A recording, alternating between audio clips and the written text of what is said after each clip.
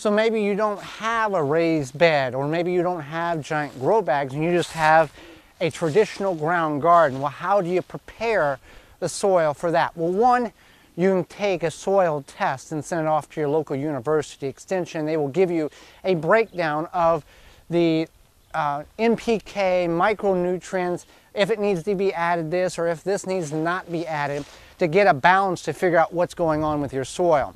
Secondly, you can add the organic material, the shredded leaves, the chemical-free grass clippings, the coffee grounds, compost that you've made. You can till that in if you so choose to. We've never tilled our garden at all. We simply use a garden fork. In part of the garden, we put cardboard down, and the leaves have blown off the cardboard, but we take a garden fork. We don't till. And as you can see here, this soil is very loose. I don't have to go in here. I may have to go in and just spot weed every here and there, but you can see just how loose and fluffy that soil already is. And what I can do is, already bringing worms up.